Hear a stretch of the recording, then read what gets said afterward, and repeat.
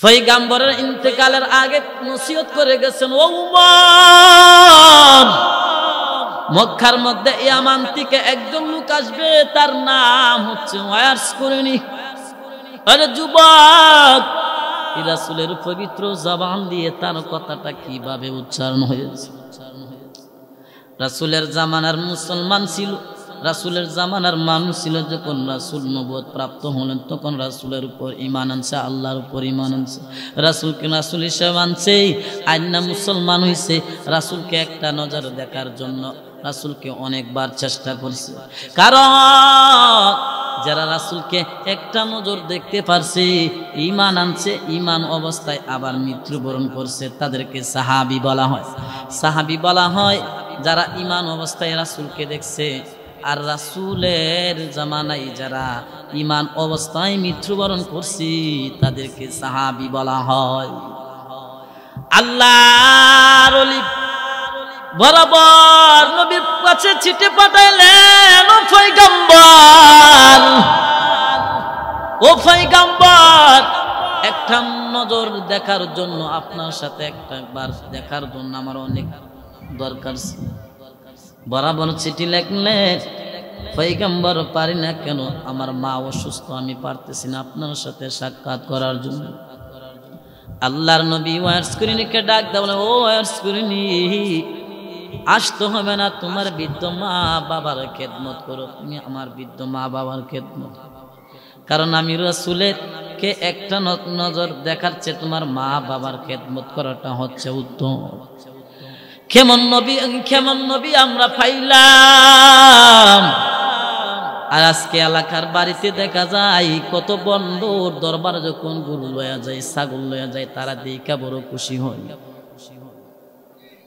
এই কথাটা তারা বলে না, ওরে যুবক, তোর মা কোন হালতে আছে, তোর বাবার কোন হালতে আছে, তোর বাবার কি একটা টুকরা গোশত খাওয়াইছ কি না, এটা আগে জানতে চাই। অথচ বন্দর দরবারে হাজার হাজার টাকা খরচ করে গরু লইয়া ছাগল লইয়া যায়। গ্রামের বাড়িতে মা একটা টুকরা গরুর গোশত খাইতে পারে না, এত কষ্ট করছেন সন্তানের জন্য। ওয়াজ করে নি ডাক দে, বলে, ও পয়গম্বর, মনে বড় আশা ছিল আপনার সাথে আমি একটাবার সাক্ষাৎ করব, আপনার মহাব্বত আমি পাই।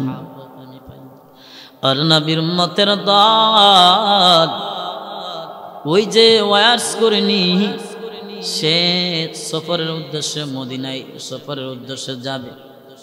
আর একদিকে পয়গম্বর উমরকে ডাক দেয়, বলে, ওই উমর, একজন লোক আসবে ইয়ামান থেকে, একজন লোক আসবে, তার নাম হচ্ছে ওয়াইস করিন, তার কাছ থেকে দিওয়ানিও।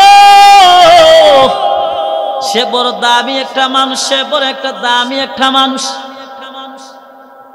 ওই আল্লাহর নবীর সাহাবী উমর কয়েক বছর যাবত অপেক্ষা করতেছে যে আল্লাহর বান্দার সাথে একটা নজর দেখা হবে, তার কাছ থেকে দোয়া নিবে।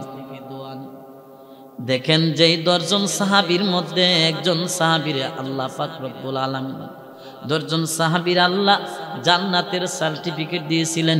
এর মধ্যে দ্বিতীয় নাম্বার হচ্ছে হযরত উমর। সেই উমরে বইলা গেছে, উমর, মদিনার মধ্যে এমন একটা লোক আসবে, তার কাছ থেকে তুমি দোয়া নিয়ে, বলেন না সুবহানাল্লাহ। রাসূলের জবান থেকে যেই লোকের কথা বলা হয়, সেই লোকটা দামি না ওয়াদামি, বড় দামির যুবক। এ যুবক ভাইরা, ও পর্দার নিশিন আম্মা জানেরা, ও আম্মা জানেরা, আজকে ছেলে সন্তান বেয়াদবি হয়ে কয়েকটা কারণে মা বাবা সন্তানের হক সঠিকভাবে আদায় করে না, সেই কারণে সন্তান বেয়াদবি হয়। মা বাবার উপর সন্তানের কয়েকটা হক আছে। এর মধ্যে একটা হক আছে, সন্তান যখন দুনিয়াতে আগমন করবে তার ডান কাঁধে আযান আর বাম কাঁধে ইকামত দিতে হবে। وَقَضَى رَبُّكَ أَلَّا تَعْبُدُوا إِلَّا إِيَّاهُ وَبِالْوَالِدَيْنِ إِحْسَانًا। আল্লাহ পাক রব্বুল আলামিন বলেছেন, বান্দা তোমরা আমি আল্লাহ পাক রব্বুল আলামিনের ইবাদত করবা, তবে ইবাদত দিন করবা আমি আল্লাহর সাথে কাউকে শরীক করব না।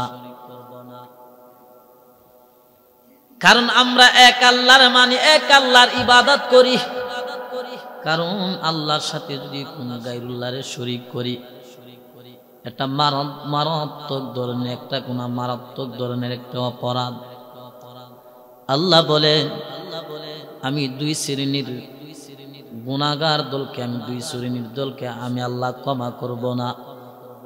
এক দল হচ্ছে যারা আমি আল্লাহর সাথে অন্য একজনকে শিরিক করবে, সংযুক্ত করবে।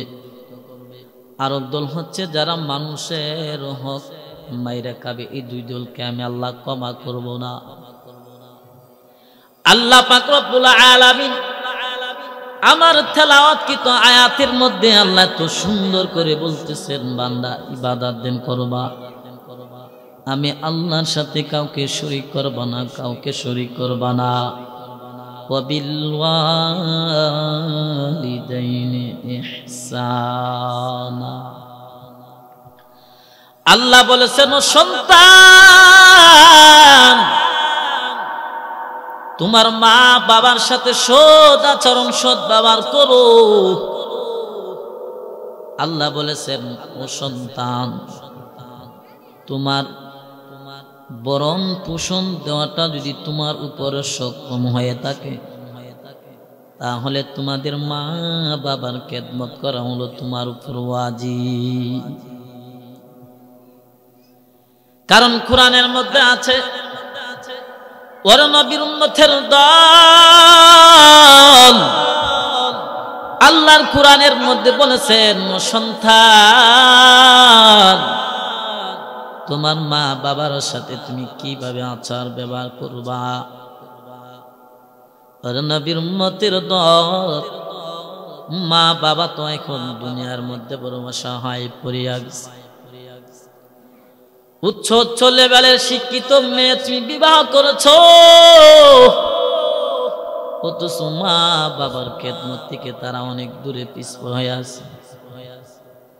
আর নবীর উম্মতের দল,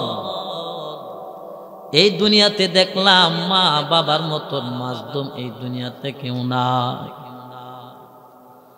অথচ গ্রামের বাড়িতে আমার মা শুদ্ধ ভাষায় কথা বলতে পারে না। আমার মা শুদ্ধ ভাষায় কথা বলার কারণে আমার স্ত্রী পর্যন্ত আমার মারে ঘৃণা করে, আমার বাবারে ঘৃণা করে। কারণ যেই মা আমারে নিজে মাদ্রাসার মধ্যে পড়াইছে, নিজে না একটা কাপড়, ভালো কাপড় পরিধান না কইরা সন্তানকে পড়াইলো মাদ্রাসার মধ্যে। আরে সন্তান, এই যে মা এত কষ্ট করিয়া তোমারে উচ্চ লেভেলের একটা শিক্ষিত বানাইলো, হোক সে জেনারেল, হোক সে মাদ্রাসার হুজুর হোক, এই কথাটা তো বোঝা দরকার। আমার মা এত কষ্ট করছে, তো দেখা যায় কত দিন দেখতাম। আগে তো হারিকলের দিন ছিল, হারিকলের দিন ছিল, এইভাবে কারাম ছিল না। যখন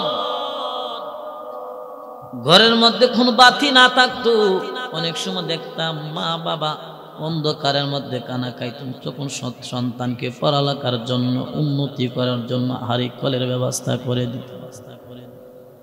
আর নবীর উম্মতের দল আমার আল্লাহ পাক রব্বুল আলামিন এরপরের একটা অংশের মধ্যে বলেছেন, ইম্মা ইয়াবলুগান্না ইনদাকাল কিবারা আহাদুহুমা আও কিলাহুমা ফালা তাকুল লাহুমা উফফি ওয়ালা তানহারহুমা ওয়া কুল লাহুমা কওলান কারীমা।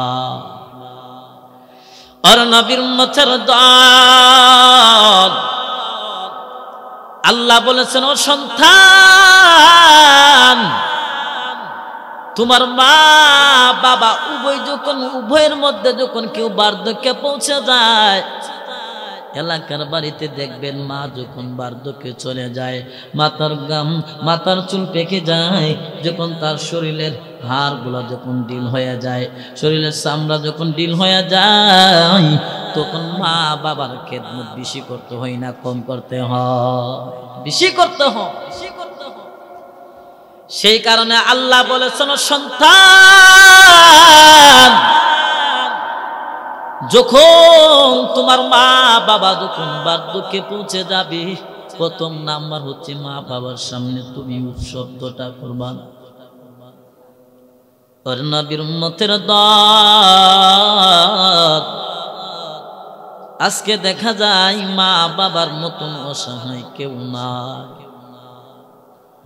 মা এত কষ্ট করলেন, 10 মাস 10 দিন এত গর্ভধারণ করলেন, কত লাথি আমার মার পেটে দিয়েছে, কত দিন আমার জন্য ঘুমাইতে পারে নাই। মা যখন বার্ধক্যে পৌঁছে যায়, বাবা যখন বার্ধক্যে পৌঁছে যায়, আমরা ছোটবেলায় আমরা যখন দোকান পাট দিয়ে যাইতাম, আমরা আব্বারে বলতাম, আব্বা আমাদেরকে চকলেট কিনিয়ে দেন। চোখের সামনে যারা দেখতাম ইটি বলতাম যে এটা কিনে দেন, এটা কিনিয়ে দেন।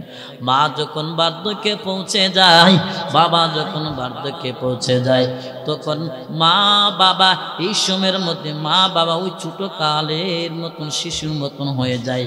কি যেন মুগ্ধা কথা বলে, এই কথা বললে ও সন্তান তুমি মা বাবার সামনে তুমি উপশব্দ করবা না, কারণ মা এত কষ্ট করছিল। যুবক ও তারাওয়ালার মা বোনেরা, ও পর্দার নিশিত মা বোনেরা, সেই কারণে আল্লাহ বলছেন, ও সন্তান তোমার মা বাবা যখন বার্ধক্যে পৌঁছে যাবে, তখন তোমার মা বাবার মাথা ঠিক থাকে না। তোমারে কি বলে কথাটার দ্বারা কি তুমি কষ্ট পাইবা না, তুমি দুঃখ পাইবা না, তুমি শান্তি পাইবা, এই জ্ঞান তাদের মাথায় নাই। কারণ ছোটবেলায় মা বাবারে অনেক কষ্ট দিছি আমরা, কতদিন মারে কিল মারে দিয়েছি, কতদিন মারে লাঠি দিয়ে আঘাত করছি, জান না না জান না, বুঝা না না বুঝা, এটাই বুঝা আমি কাজ করছি। কারো যদি বুঝতাম আমার মার উপর আঘাত করতে পারতাম না। কত কুলাঙ্গার আছে সন্তান মারের পর গারো ধরে বাড়ি থেকে বিদায় করে দেয়, কত বাবার উপর তার শরীরের মধ্যে আঘাত করে বাবা তিরস্কারের কারণে। কয়েকদিন আগে দেখলাম বাবার তিরস্কারের কারণে বাবারে বাড়ি থেকে বিদায় করে দিয়েছে।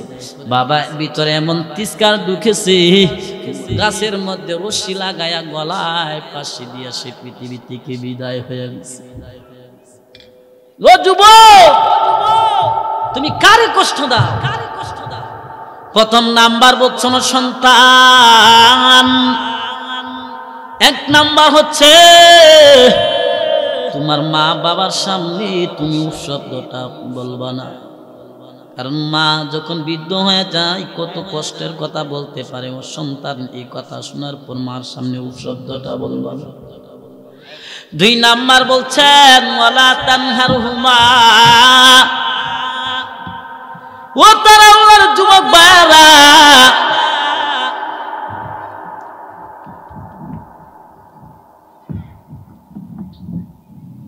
নারায়ে তাকবীর, আল্লাহু মুহাম্মাদুর রাসূলুল্লাহ।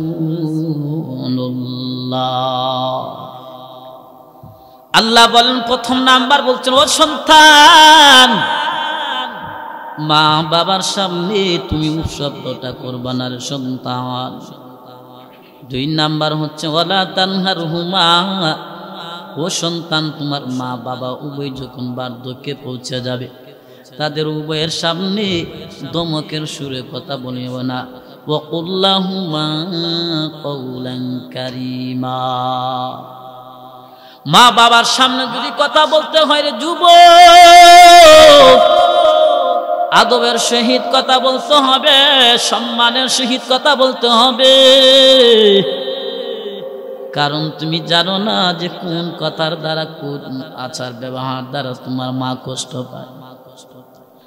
অথচ রাসূল কারীম সাল্লাল্লাহু আলাইহি ওয়াসাল্লাম হাদিস শরীফের মধ্যে বলেছেন যে 3 শ্রেণীর লোক তারা বিনা হিসাবে তারা জাহান্নামে যাবে।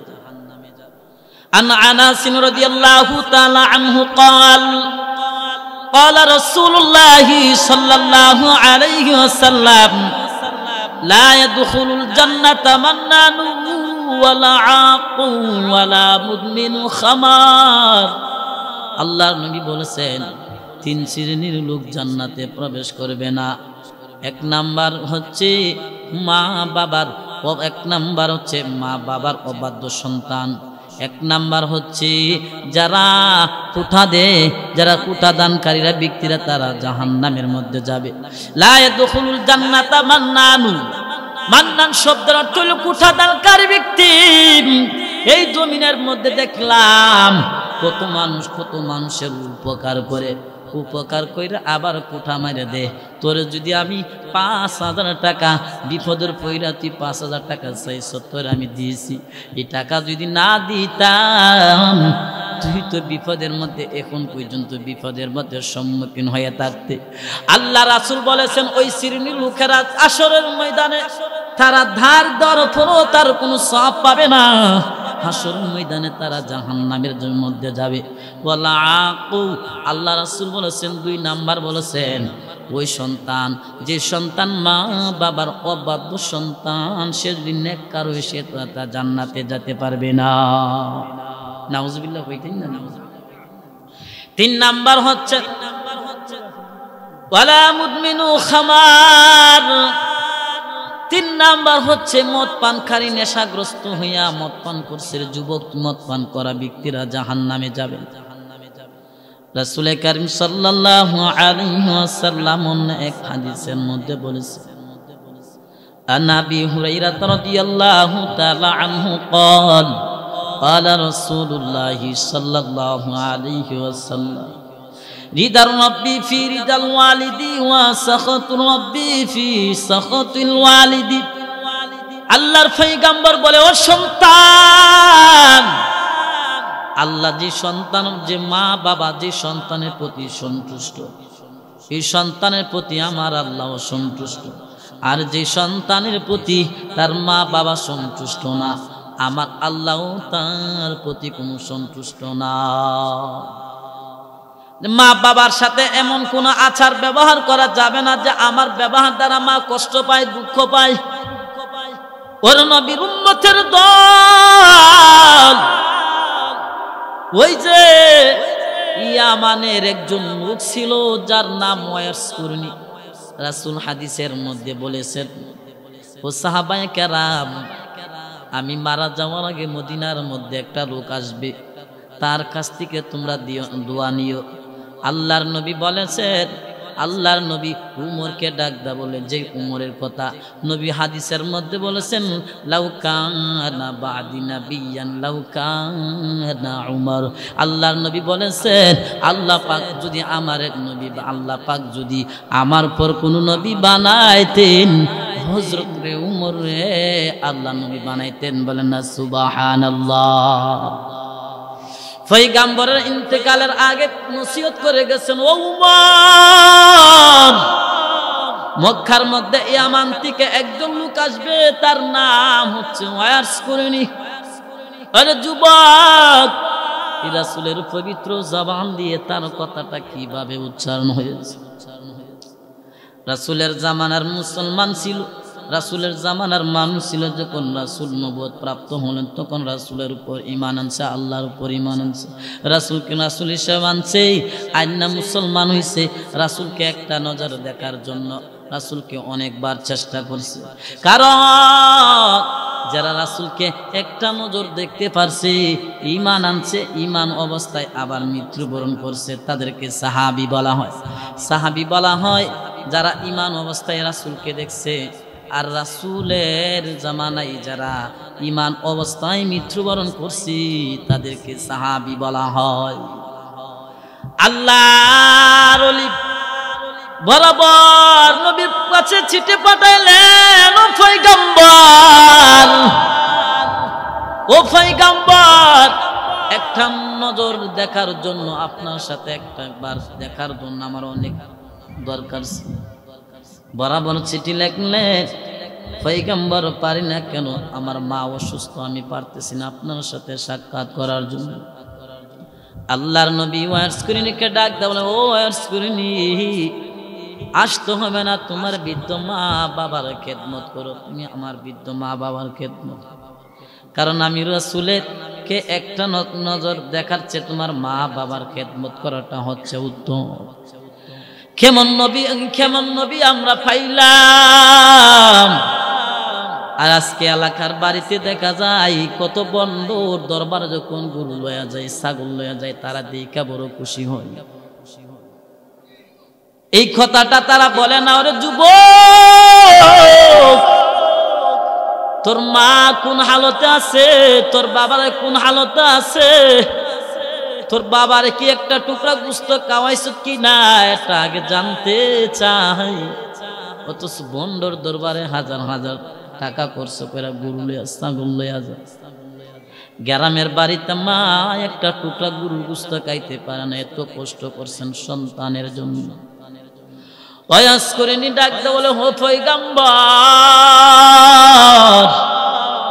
মনে বড় আশা ছিল আপনার সাথে আমি একটা বার সাক্ষাৎ করবো, আপনার মহাব্বত আমি পাই। আর নবীর উম্মতের দল ওই যে ওয়াজ করেনি, সে সফরের উদ্দেশ্যে মদিনায় সফরের উদ্দেশ্যে যাবে।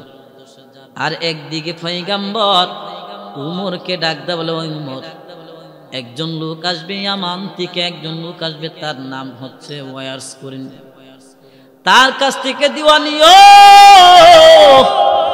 সে বড় দামি একটা মানুষ, সে বড় একটা দামি একটা মানুষ। ওই আল্লাহর নবীর সাহাবী উমর কয়েক বছর যাবত অপেক্ষা করতেছে যে আল্লাহর বান্দার সাথে একটা নজর দেখা হবে, তার কাছ থেকে দোয়া নিবে। দেখেন যেই 10 জন সাহাবীর মধ্যে একজন সাহাবীর আল্লাহ পাক রব্বুল আলামিন 10 জন সাহাবীর আল্লাহ জান্নাতের সার্টিফিকেট দিয়েছিলেন। এর মধ্যে দ্বিতীয় নাম্বার হচ্ছে হযরতে উমর। সেই উমরে বইলা গেছে, উমর, মদিনার মধ্যে এমন একটা লোক আসবে, তার কাছ থেকে তুমি দোয়া নিয়ে বলেন না সুবহানাল্লাহ। রাসূলের জবান থেকে যেই লোকের কথা বলা হয়, সেই লোকটা দামি না ওয়াদামি? বড় দামির যুবক। এ যুবক ভাইরা, ও পর্দার নিশিন আম্মা জানেরা, ও আম্মা জানা, আজকা ছেলে সন্তান বেয়াদবি হয়ে কয়েকটা কারণে মা বাবা সন্তানের হক সঠিকভাবে আদায় করে না, সেই কারণে সন্তান বেয়াদবি হয়।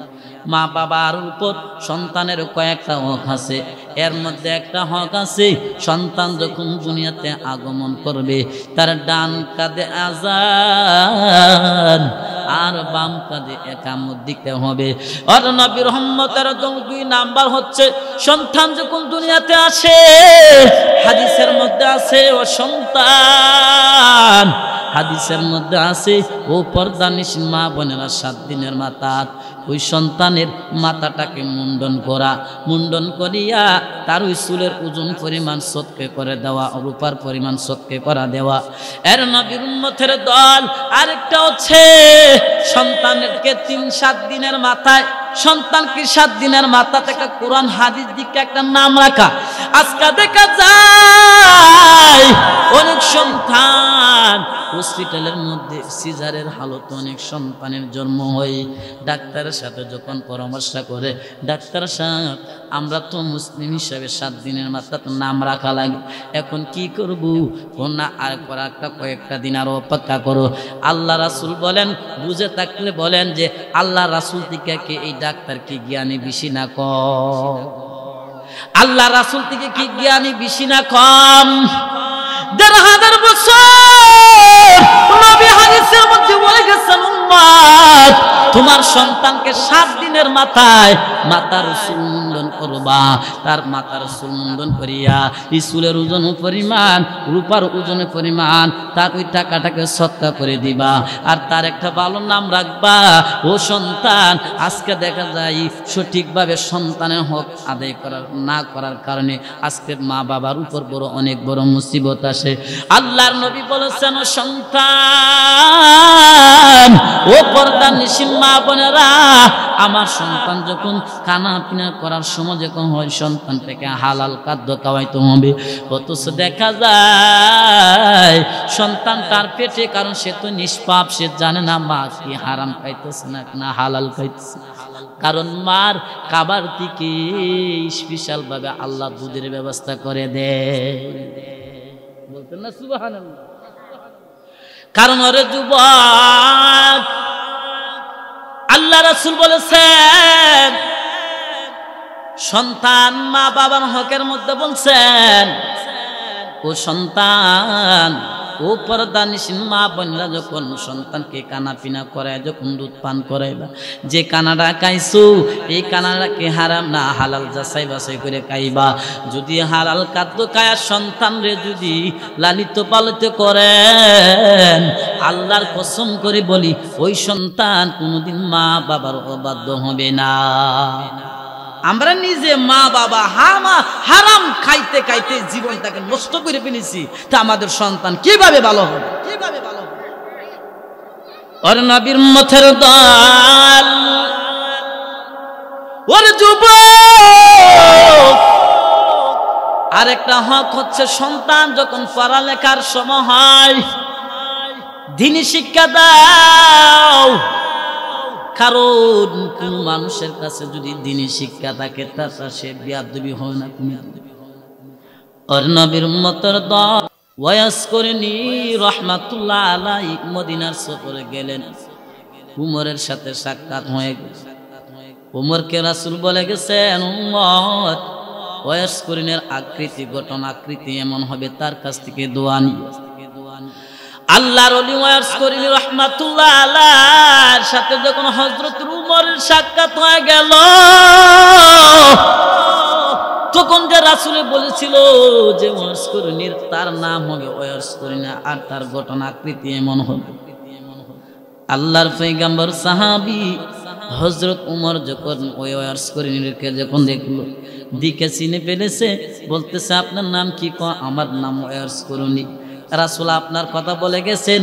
রাসূল আমারে মৃত্যুর পূর্বে আমাকে বলে গেছে, উমর, মদিনার মধ্যে একটা যুবক আসবে, তার নাম হবে ওয়াস করিনি, তার কাছ থেকে দোয়া নিবা।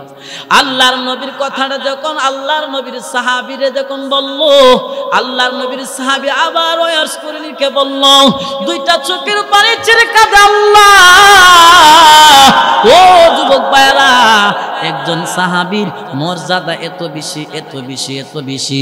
আল্লাহর কসম করে বলি, কোনো ওলি, কোনো আউলিয়া, কোনো আলেম, কোনো হাফেজ, সকলের আমলের পাল্লা যদি এক পাল্লা রাখা হয়, আর একজন সাহাবীর আমলের পাল্লা যদি এক পাল্লা রাখা হয়, আল্লাহর কসম করে বলি, ওই সাহাবীর পাল্লা অনেক ভারী হয়ে যাবে। বলেন না সুবহানাল্লাহ?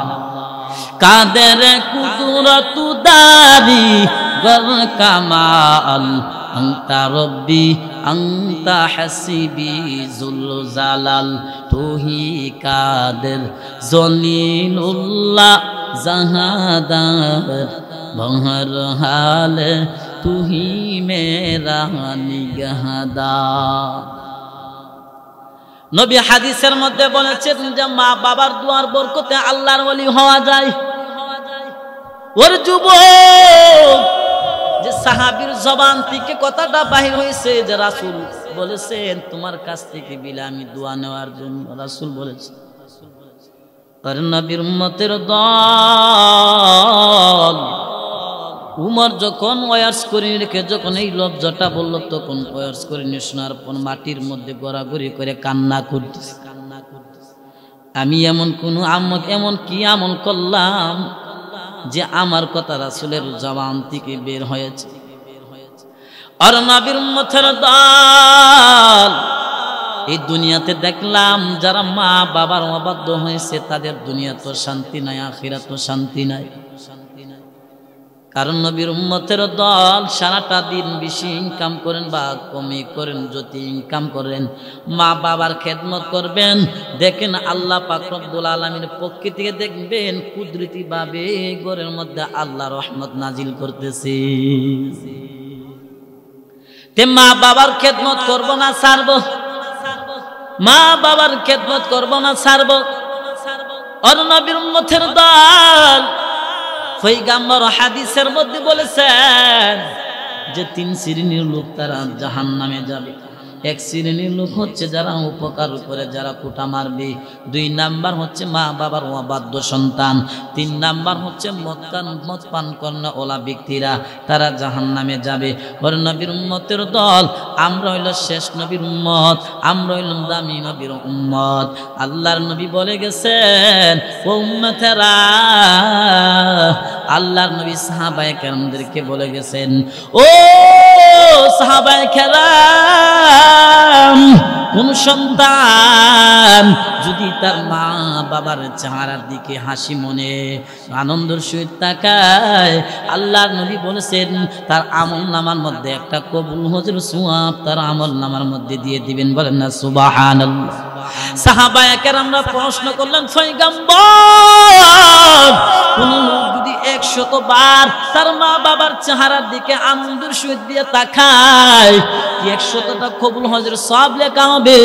আল্লাহর নবী বলেছেন ও সাহাবায়ে কেরাম, আমার কোন উম্মত যদি তার মা বাবার চেহারার দিকে আনন্দের সহিত খুশির সহিত যদি 100 বার যদি তাকায়, আল্লাহ পাক রব্বুল আলামিন তার আমল নামার মধ্যে আল্লাহ 100টা সওয়াব কবুল হজের সওয়াব লিখে দিবেন। বলেন না সুবহানাল্লাহ।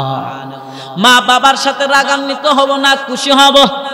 ওরে যুবক, মা বাবার সাথে কোনোভাবে মা বাবার সাথে খারাপ আচরণ খারাপ ব্যবহার করা যাবে না। আর নবীর উম্মতের দল এই জমিনের মধ্যে যাদের মা নাই, যাদের বাবা নাই, সে বুঝে কত কষ্ট। মায়ার নবী হাদিসের মধ্যে বলেছেন উম্মত, মা বাবা হচ্ছে তোমার জন্য জান্নাত, আর মা বাবা হচ্ছে তোমার জন্য জাহান্নাম। আন আবি উমামা রাদিয়াল্লাহু তাআলা আনহু قال قال رسول الله صلى الله عليه وسلم হুমা জান্নাতুকা ওয়া নারুকা। আল্লাহ রাসূল বলেছেন মা বাবা হচ্ছে তোমার জন্য জান্নাত, আবার মা বাবা হচ্ছে তোমার জন্য জাহান্নাম। মা বাবার সাথে যদি খারাপ আচরণ খারাপ ব্যবহার করো তাহলে যাইবা জাহান্নামে। আর যদি মা বাবার সাথে তুমি আচার ব্যবহার ভালো করো, আল্লাহর কসম করে বলি মা বাবার দুয়ার বরকতে আল্লাহ আপনারে জান্নাতের মেহমান বানায়া দিবি। আর নবীর উম্মতের দল, কারণ বনি ইসরাইলের নবী পয়গম্বর ঈসা, বনি ইসরাইলের পয়গম্বর ঈসা আলাইহিস সালাতু ওয়াস সালামের জামানায় আল্লাহর নবী বলেছেন, আল্লাহ পাক রব্বুল আলামিন ওহীর মাধ্যমে বলে গেছে ও ঈসা, ও সুলাইমান, পয়গম্বর সুলাইমানকে স্বপ্ন যুগে দেখাইলে ও সুলাইমান যাও ও সমুদ্রের মধ্যে গিয়ে দেখো আমি আল্লাহর কি কুদরত দেখা যাচ্ছে। সমুদ্রের মধ্যে গিয়া দেখো সুলাইমান আলাইহিস সালাতু ওয়াস সালাম তার খাদেম আসিফকে নিয়ে গেলেন। সমুদ্রের পাশে যখন যাই গিয়া দেখেন আল্লাহ তাআলার কোনো কুদরত নাই। আবার আল্লাহ পাক রব্বুল আলামিন জিব্রাইলকে পাঠাইলেন, ও জিব্রাইল আমার বন্ধুরে গিয়া বলো সমুদ্রের তলদেশের মধ্যে গিয়া দেখে এত সুন্দর একটা ঘর, এই ঘরের মধ্যে একটা সুদর্শন একটা যুবক আল্লাহর ইবাদত বন্দেগী করতেছে। আল্লাহ পাক রব্বুল আলামিন পয়গম্বর সুলাইমান তার খাদেমকে আসিফকে ডাক দেয়া বলে, আসিফ যাও গিয়া দেখো সমুদ্রের মধ্যে ডুব দিয়ে গিয়া দেখো আল্লাহ তাআলার কি কুদরত। আসিফ সমুদ্রের মধ্যে ডুব দেওয়ার পর দেখেন সুদর্শন একটা যুবক একটা ঘরের মধ্যে আল্লাহর ইবাদত করতেছে। চতুর্দিকে জানালা, এই জানালার ভিতরে দিয়ে একটা ফোঁটা পানিও ঢুকে না। আর নবীর উম্মতের দল আসিফ ওই দৃশ্য দেখার পর পয়গম্বর সুলাইমানকে বললেন, সুলাইমান গিয়া দেখলাম এত সুন্দর একটা ঘর, এই ঘরের চতুর্পাশে জানালা আছে, তবে একটা ফোঁটা পানি ওই ঘরের মধ্যে ঢুকে না। আর একটা সুদর্শন একটা যুবক ওই ঘরের মধ্যে বৈশা বৈশা আল্লাহর জিকির করতেছে, আল্লাহর ইবাদত বন্দেগী করতেছে। পয়গম্বর এই কথা শোনার পর পয়গম্বর সুলাইমান আলাইহিস সালাতু ওয়াস সালাম সমুদ্রের মধ্যে ডুব দেওয়ার পর গিয়া দেখলেন আসলে আল্লাহর কুদরত। গিয়া দেখেন একটা সুন্দর একটা ঘরের মধ্যে সুদর্শন একটা যুবক আল্লাহর ইবাদত বন্দেগী করতেছে। যুবকটাকে ডাক দেওয়া বলে, যুবক এই ঘরের ভিতরে তুমি কত বছর ধরে ইবাদত বন্দেগী করতেছো? ও পয়গম্বর আমি অনেক বছর ধরে আমি এই ঘরের মধ্যে আমি ইবাদত বন্দেগী করতেছি। ও যুবক তোমার কানা ফিনা কিভাবে আসে? আমার কানা দানা আল্লাহ পাক রব্বুল আলামিন আমার যখন 3 বেলা যখন কানার সময় হয় আল্লাহর কুদরতি ভাবে আমার কাছে কানা চলে আসে। বলেন না সুবহানাল্লাহ। আর নবীর উম্মতের দল যুবককে ডাক দিয়ে বলে, যুবক এই জায়গার মধ্যে তুমি কিভাবে আসলা? যুবকটা এবার ডাক দেয়া বলে, পয়গম্বর আমার মা বাবার দোয়ার বরকতে আল্লাহ আমার এই নীরবে ইবাদত বন্দেগী করার আল্লাহ সুযোগ করে দিয়েছে। কারণ আমার মার সাথে আমি এমন কোনো আচার ব্যবহার করি নাই, আমার বাবার সাথে এমন কোনো আচার ব্যবহার করি না যে আচার ব্যবহার দ্বারা আমার মা কষ্ট পাবে, আমার বাবা কষ্ট পাবে। সেই কারণে আল্লাহ পাক রব্বুল আলামিন স্পেশাল ভাবে কানার ব্যবহার কানার মেহমানদারি আল্লাহ নিজে করতেছে। কেমন মেহমানদারি আল্লাহ করছেন? তোমার মা বাবা কি দোয়া করছে? আল্লাহ বান্দা ডাক দেয়া বলে, পয়গম্বর আমার মা আমি যখন প্রায় সময় আমার মারে কানা দিতে যখন যাইতাম আমার মা আমারে আল্লাহর কাছে দোয়া করতো, কানা খাইতো আর দোয়া করতো, নামাজ পড়তো আর দোয়া করতো, আল্লাহ আমার সন্তানকে এমন একটা জায়গার মধ্যে ইবাদত বন্দেগী করার সুযোগ করে দিও দুনিয়ার কোনো মানুষ যেন না জানতে পারে। বলেন না সুবহানাল্লাহ। সেই জন্য আমি আল্লাহর কাছে লাখ কোটি শুকরিয়া হুজুর। আল্লাহ পাক রব্বুল আলামিন সমুদ্র তল দেশে আল্লাহর ইবাদত বন্দেগী করার সুযোগ করে দিয়েছেন, দুনিয়ার কোনো মানুষ জানে না। আল্লাহ পাক রব্বুল আলামিন আপনার জিবরাইলের মাধ্যমে আল্লাহ আপনারে জানাই দিয়েছেন। 2 নাম্বার হচ্ছে আমার বৃদ্ধ বাবা আমার বৃদ্ধ মা হয়তো কতদিন আমি কত কষ্ট করছি, তবে মা বাবারে কোনোদিন কষ্ট দেই নাই।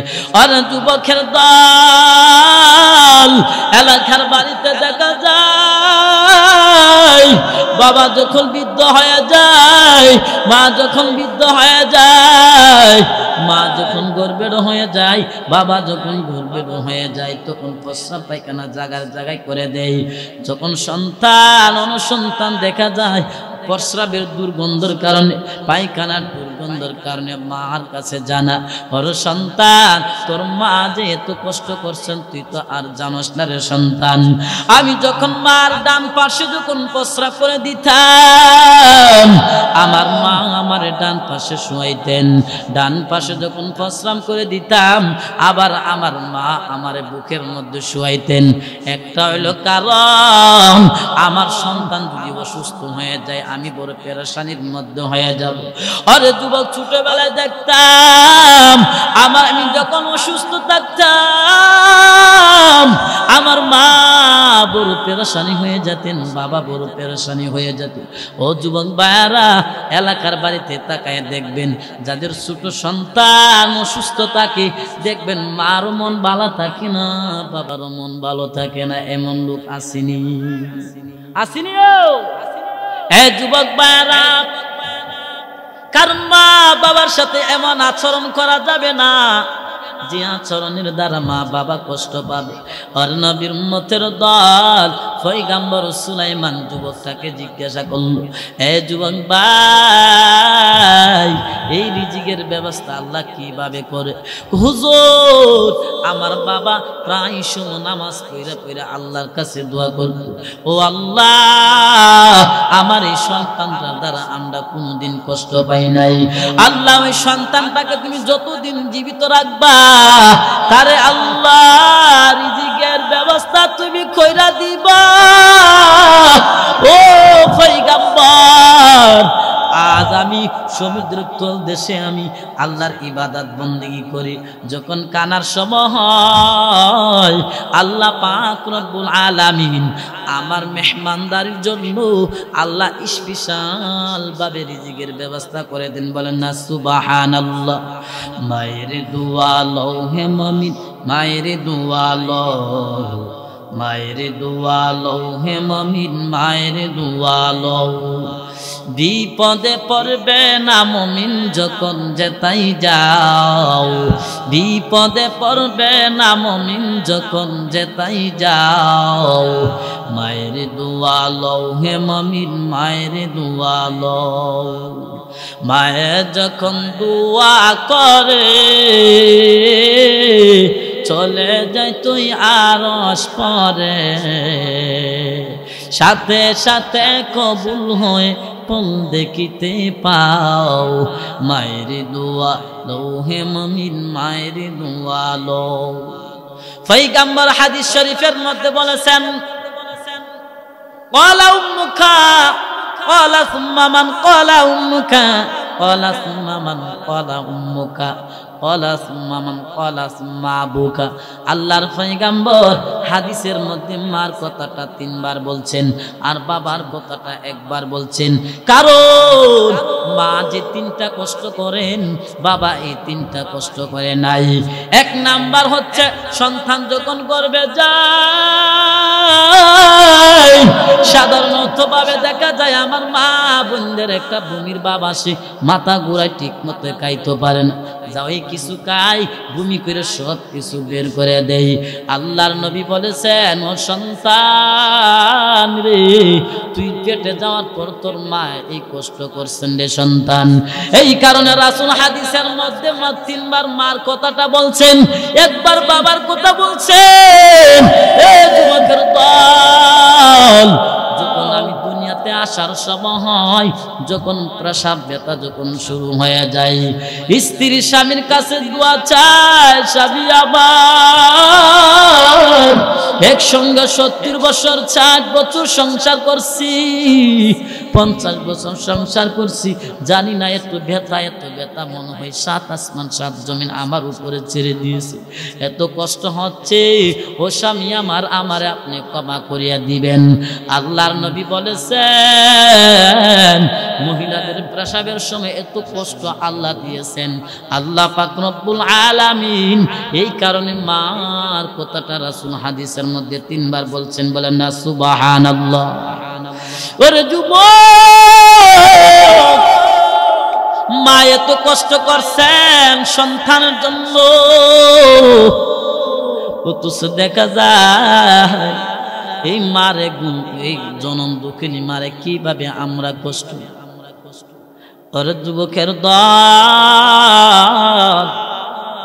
আজকে দি কত রাত্রে গভীর রাত্রে মাহফিল করিয়া যখন বাড়িতে যাই মা মা করে ডাক দিল, মা জবাব দেন। মা অন্ধকার কবরের বাসিন্দা হয়ে আছে, দেখবেন এলাকার বাড়ির দিকে তাকায় দেখবেন, নিজের স্ত্রীর দরজার মধ্যে গিয়ে দেখবেন, যদি 1 দিন 2 দিন পরীক্ষা করে দেখবেন, যদি আপনি গভীর রাত্রে আইসা যদি আপনি বারবার যদি স্ত্রীর দরজার সামনে দাঁড়ায় যখন আপনি বলেন দরজাটা খুলো না, আমি তো ঢাকা থেকে বাড়িতে আসছি, আমি তো এলাকার বাড়ি থেকে বাড়িতে আসছি, তখন আমার স্ত্রী আমার উপর রাগান্বিত হয়ে বলে, এত আরামের বিছানা ঘুমে রইলাম, তুমি আমার ঘুমটা নষ্ট করছো, আর যদি এমন হয় তার কোনোদিন দরজা খুলবো না। এমন স্ত্রী আসেনি? ও আরে আসেনি? তোমার জন্য আমি প্রত্যেকটা রাত তোমার জন্য আমি শান্তি মতো ঘুমাইতে পারি না, অথচ এলাকার বাড়িতে মার দিকে তাকায়া দেখ, রাত 1টানা 2টানা যে কোনো সময়ের মধ্যে মার দরজার মধ্যে টাচ করতে দেরি হয় না, মা 2টা দরজা খুলতে দেরি হয় না। বলেন না সুবহানাল্লাহ। যাদের মা নাই সে বুঝেন যে মার কত দাম। এর যুবক ভাইরা, মায়ার নবী বলেছেন সন্তান যখন দুনিয়াতে আসার সময় হয় যে মা বোনরা যে ব্যথাটা অনুভব করেন, এই ব্যথাটা বাবা অনুভব করে নয়। সেই কারণে রাসূল হাদিসের মধ্যে মার কথাটা 3 বার বলছেন, বাবার কথা 1 বার। আর নবীর উম্মতের দল 3 নাম্বার হচ্ছে মায়ার নবী হাদিসের মধ্যে 3 নাম্বার বলেছেন, কারণ সন্তান যখন দুনিয়াতে আসার পরে যখন সন্তানও জীবিত থাকে, মাও জীবিত থাকে, তখন দাঁড়ে নানি দাদি চাচা চাচি চাচিরা থাকে, দাদিরা থাকে, নানিরা থাকে, শাশুড়ি থাকে। যখন তারা থাকে তখন তার স্তনের মধ্যে তার সন্তানরা দেয়। আল্লাহর নবী বলেছেন যখন মার স্তনের কাছে যখন সন্তানটা দেয়, একবার মার কষ্টের দিকে তাকাই আর একবার সন্তানের দিকে তাকাই। মা হঠাৎ করে 2টা চোখের পানি ছেড়ে কাঁদে, আল্লাহ দুনিয়াতে আমার জীবিত রাখছো, আমার সন্তানরে তুমি জীবিত রাখছো রে আল্লাহ। ওরে সন্তান, এই কষ্ট করছি একমাত্র তোমার জন্য রে সন্তান। মা যখন সন্তানের দিকে তাকায়, পিছনে যত আঘাত আছে এই আঘাত দৃষ্টির সাথে সাথে এই কষ্টগুলো দূর হয়ে যায়। বলেন না সুবহানাল্লাহ। দুনিয়ার জমিনে দেখবেন খালো তো খালারে মহাব্বত করেন, দেখবেন এর পিছনে একটা শর্ত আছে। খালারে বেশি মহাব্বত করেন অথবা কালা আপনারে মহাব্বত করেন, বুঝবেন এর মধ্যে একটা শর্ত আছে। যদি কালত্ব বোন তাকে মনে করবেন আপনার উপরে টার্গেটটা আছে। যদি বন্ধু বান্ধবের দিকে আপনি মহাব্বত করেন, এর পিছনে একটা আছে, এর পিছনে একটা শর্ত আছে। যদি আমার প্রেমিকার সাথে আমি কথা বলি, এর মধ্যে একটা শর্ত আছে। কয়েকদিন কথা বলবে, কথা কইরা মজা কইরা ছাইরা দিবে, এর মধ্যে একটা শর্ত আছে। আল্লাহর নবী বলেছেন, ও যুবক, কোন সন্তান যখন তার মা তার ছেলে মেয়ে যখন মহাব্বত করে, নিঃস্বার্থে তার এত মহাব্বত করে, এত ভালোবাসে, ওর নবীর উম্মতের দল। সেই কারণে নবী হাদিসের মধ্যে মা এই 3টা কষ্ট করার কারণে সেই কথাটা বারবার 3 বার আল্লাহ রাসূল হাদিসের মধ্যে বলেছে। কারণ মা যে 3টা কষ্ট করছে, বাবা এই 3টা কষ্ট অনুভব করেন নাই। সেই কারণে বাবার কথা হাদিসের মধ্যে 1 বার বলছে। আর নবীর উম্মতের দল আল্লাহর পয়গম্বরকে ডাক দা, বলো পয়গম্বর, আমার বাবার আমি অনেক কষ্ট দিয়েছি, আমার বাবা নাই, আমার বাবা অন্ধকার কবরের বাসিন্দার হয়ে আছে, আমার মা নাই, আমার বাবা আমার মা অন্ধকার কবরের বাসিন্দার হয়ে আছে। এখন কি করব, কিভাবে তার কাছ থেকে ক্ষমা চেন? নবী হাদিসের মধ্যে বলেছেন, ও উম্মত, মা বাবার সাথে এমন আচার ব্যবহার করছো, তুমি কষ্ট পায়া মা দুনিয়ার মায়া ত্যাগ করে পরজগতে চলে গেছে, মাপ চেয়ে নিতে পারছো না, তাড়াতাড়ি মা বাবার কবরের পাশে দাঁড়াও। আরে যুবক, অথচ দেখা যায় মাসের পর মাস চলে যায়, সপ্তাহের পর সপ্তাহ চলে যায়, বছরের পর বছর চলে যায়, অথচ মা অন্ধকার কবরে শুয়ে আছেন, আমি মার কবরের পাশে যাই নাই। আল্লাহর নবী বলেছেন, ও সন্তান, সন্তান তার মা বাপ যদি উভয়ের মধ্যে কেউ যদি মাটির তল হয়ে যায়, কেউ যদি অন্ধকার কবরের বাসিন্দার হয়ে যায়, কোন সন্তান যদি মা বাবার জন্য দোয়া করে, আল্লাহ পাক রব্বুল আলামিন তারা আল্লাহ 2টা পুরস্কার আল্লাহ দান করে। 1 নাম্বার পুরস্কার হচ্ছে যে সন্তান মা বাবার কবর জিয়ারত করবে, পয়গম্বর হাদিসের মধ্যে বলেছেন, ওই যে সন্তান মা বাবার কাছে যত অপরাধ করছে, আল্লাহ পাক রব্বুল আলামিন তার চোখের পানি নাকের ডাগার আসার আগে আগে মা বাবার কাছে যত অপরাধ করছে, আল্লাহ ক্ষমা করিয়া তার নামটা জান্নাতীদের মেহমানদের কাতায় তার নামটা উঠাইয়া দিবে। মা বাবার কবর জিয়ারত করবো নি? আরে মা বাবার কবরের জিয়ারত করবো নি? মায়ার নবী বলেছেন আমার যে উম্মত মা বাবার কবর জিয়ারত করবে আল্লাহ পাক রব্বুল আলামিন প্রথম নাম্বার হচ্ছে তারা আল্লাহ ক্ষমা করে দিবে। দুই নাম্বার হচ্ছে আবার যে উম্মত তার মা বাবার কবর জিয়ারত করবে, দুনিয়াতে ওই মার অবাধ্য সন্তান ছিল, দুনিয়াতে ওই বাবার অবাধ্য সন্তান ছিল, আল্লাহর নবী বলেছেন আল্লাহ পাক রব্বুল আলামিন তোমার মা বাবার কবর জিয়ারত করার কারণে আল্লাহ পাক রব্বুল আলামিন তোমার নামটা আল্লাহ বাধ্যগত সন্তানদের কাতার মধ্যে উঠাই দিবেন। বলেন না সুবহানাল্লাহ। আমরা সবার বাধ্যগত সন্তান হইব না অবাধ্যগত সন্তান হব? বাধ্যগত সন্তান হব, কারণ আদবুলা সন্তানের দাম আল্লাহর কাছে আছে না নাই? আদবুলা সন্তানের দাম আল্লাহর কাছে অনেক বেশি, অনেক বেশি রে বাবা। আল্লাহর এক বান্দা ওই যে ওয়াজ করিনি কিভাবে এত আদবুলা হয়ে গেলেন। রাসূল তার কথাটা দুনিয়াতে বিদায় হওয়ার আগে রাসূল সাহাবায়ে কেরামদের কাছে বলে গেছেন, ও সাহাবায়ে কেরাম আমি যদি পৃথিবী থেকে চলিয়া যাই মদিনার মধ্যে এমন একটা লোক আসবে তার কাছ থেকে তোমরা সকল সাহাবীরা দোয়া নিও যে মা বাবার খেদমত যারা সঠিকভাবে করে, মা বাবার খেদমত যারা সঠিকভাবে করিয়া যায় তারা দুনিয়া তো শান্তি থাকে আখিরাত শান্তি। বনু সালামার গোত্রের এক লোক আয়েশা বলতেছে ইয়া রাসূলুল্লাহ মা বাপ দুনিয়া থেকে বিদায় হয়ে গেলেও কি তার উপরে কোনো হক আমাদের আসেনি? অবশ্যই আছে। মা বাপ যখন পৃথিবী থেকে বিদায় হয়ে যাবে তখন তোমরা মা বাবার জন্য বেশি বেশি তার মাগফিরাতের জন্য বেশি বেশি ক্ষমা চাইবে।